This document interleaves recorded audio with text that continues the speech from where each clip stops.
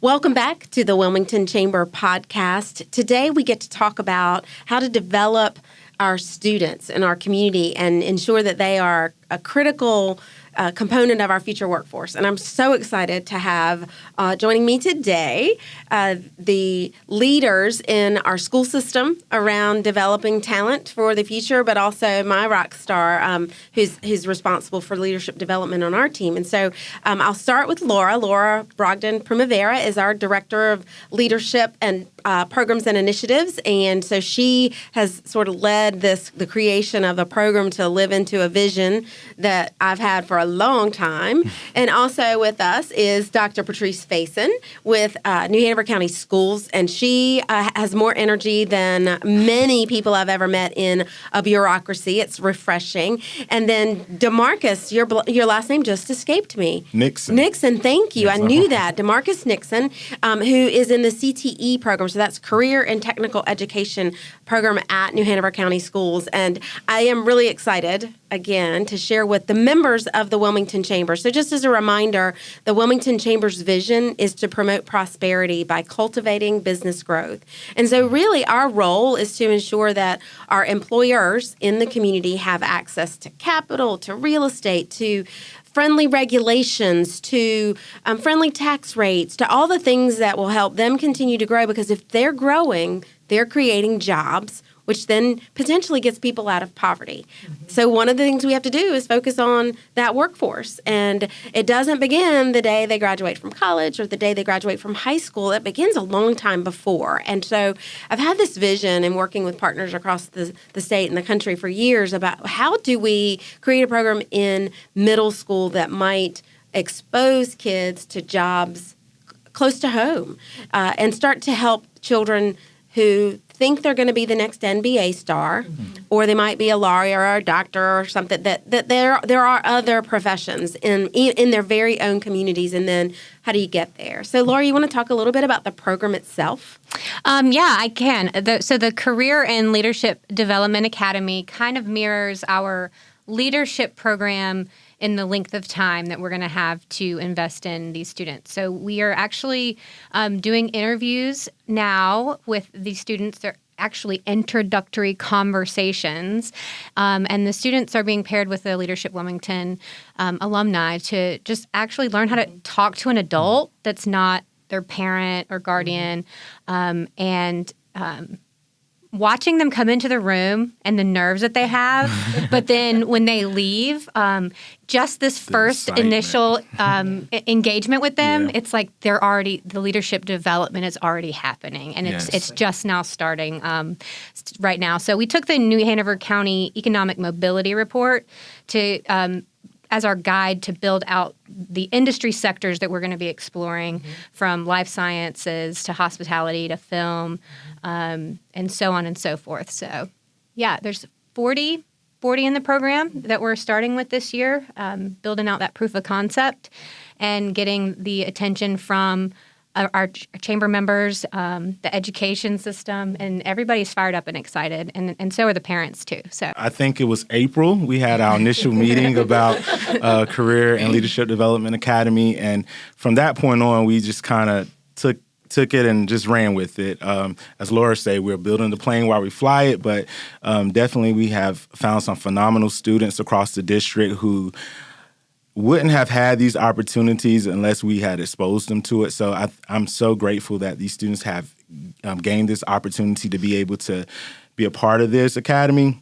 One of the things last night in some of the interviews that I heard students say was, as you were saying, like some of them came in thinking they're going to be professional athletes, but now they have been exposed to careers or are going to be exposed to careers outside of that, and they're super excited. And so seeing them leave their introductory conversation with so much excitement is just phenomenal. So I think it's going to be and this partnership has been great, and I think it's going to be a great opportunity for New Hanover County School students. That's fantastic. Dr. Faison, Patrice, mm-hmm. I've decided that you're my new soulmate. We have very similar levels of energy and passion around the things we believe in. And so that's exciting for me because I scare people sometimes. Me too. I'll work on it. No. So can talk to us a little bit about, that just from a broader scale, because we approached you guys in April and we're launching this program 4 months later. Talk to our viewers about how unusual that is and why and how we were able to get to this place where we've launched this program. Yeah. April to now is, it's a short period of time. And I think what has allowed us to do it is the passion that you have, the passion that Dr. Faust has, and then I bring in that passion to tie it together with Laura and Demarcus, and we're going to make it happen. Yeah. When we think about our students and the opportunities that we're giving them, it's like, what barriers are there? Why can't they be removed? Why does it take so long to get them this opportunity? And we were deliberate in the students that were part of this. We're being very deliberate, and the students that are sometimes overlooked. Yeah. So these are opportunities for students that they don't know what is here. You think about this wonderful place that we live in. We live at the beach. We're giving, and I say that because we have students who don't get the opportunity to just go relax at the beach. We're giving opportunities that some people think are here and are easy access for everyone, but they're not. And we realize that. So for them to go in and to see the education that we talk about come alive, it's power. Yeah, it really is. So, Laura and Demarcus, I don't know if you have children. You don't have to answer that question to all these people unless you're on the market. So I'm assuming that they are younger. And Patrice and I were talking last night about the impact that our passion for our work has had on our own children, and how my son, who is moving into UNC Charlotte dorms next week, is he's equipped to have those conversations with adults, right? That he has some of those skill sets that I didn't intentionally set out to teach him, except that I knew he needed them, right? And so I reinforced them. I acted a certain way in certain settings. I dragged him to work meetings with me, and so Laura, can you share a little bit about the components of the Career and Leadership Development Academy that will touch on what I like to call power skills? I'm not even saying soft skills anymore. Even in when talking to educators, it's funny. They're power skills. Period. We are incorporating. The skill seeker model from the UNCW Career Center. I got my master's in higher education, so I am kind of a geek when it comes to that kind of research on how to develop people at a younger age. And so we're talking about written communication. So they're going to be working as a team, also teamwork, to write blogs. Each group will have to be writing a blog about that experience of that field trip that month. They're going to be working on oral communication skills and how to have an interacting and engaging conversation and ask more questions of the person that they're talking to, active listening. So that's 21st century skills. Yes, right. yes. Exactly. Power skills. What they need. Yeah, but they're not going to realize that that's what they're learning in these experiences, which is exciting for me because when even those interviews yesterday and the notes taken from the interviewer.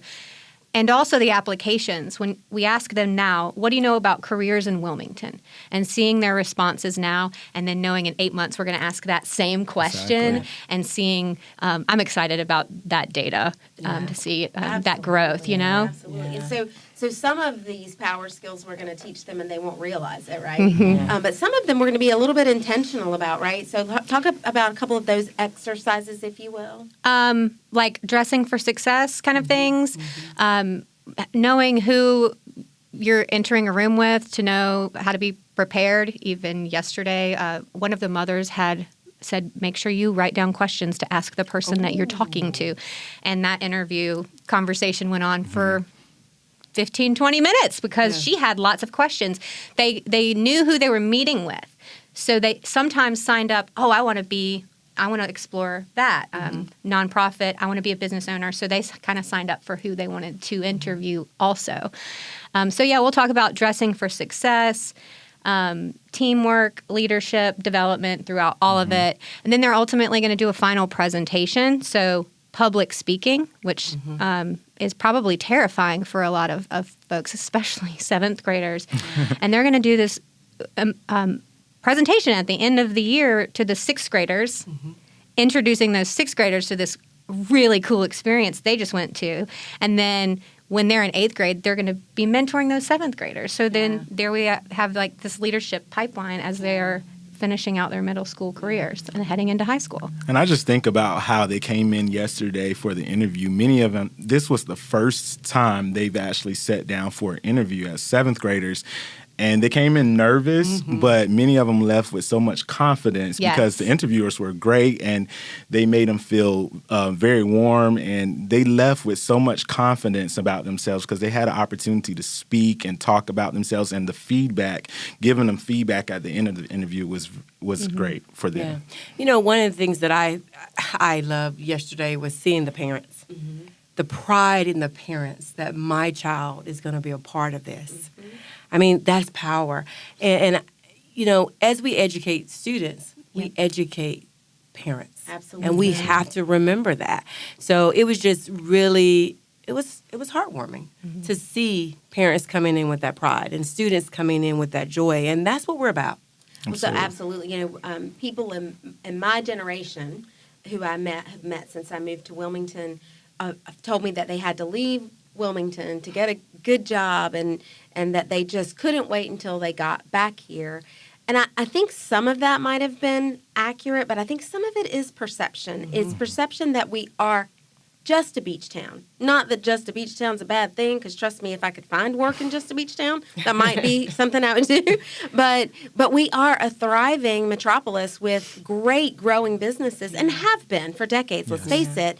But we didn't talk about that to ourselves or to the rest of the world. And so doing this, as you said, Patrice, educating parents, they won't be saying to their children, oh, no, you need to go to Raleigh or you need to go to Charlotte or New York or you can stay here and still love that beach or that river, those outdoor activities that you love, and find a phenomenal, and somebody used this word a few minutes ago, pathway. Because that's the issue, is ensuring that our students know the pathway to success, to their future, and it's going to look different for every one of them. Yeah, and when educating parents about that, the pathways, they can then help their students explore different opportunities.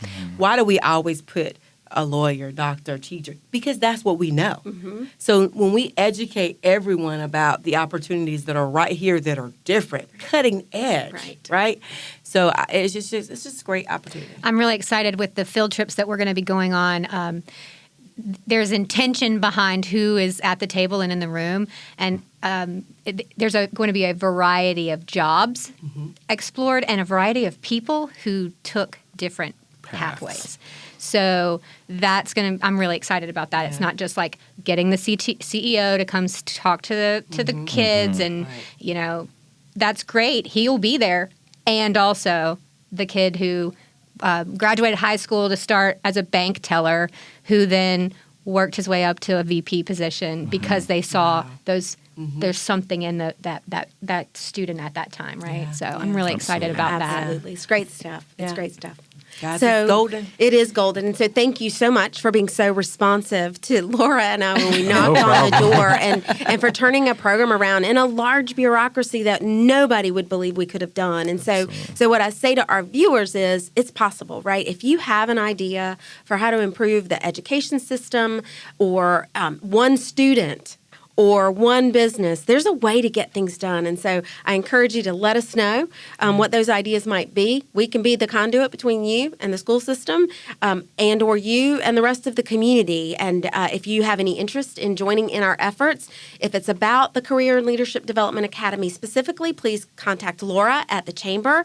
If it's about anything else that we do at the Chamber in our vision to promote prosperity by cultivating business growth, please call us. We would love to have you join the initiative. We are interested in engaging with businesses that might help us fund this program going into the future, because we didn't mention that this is a pilot, a first time out, with only 40 seventh graders. This year, we're going to have over 1,800 seventh graders, and that's not counting our charter and private schools. And so we're really going to make an impact on our business future. It's about reaching them all, and we'd love to have you partner with us. Thank you, and have a great day.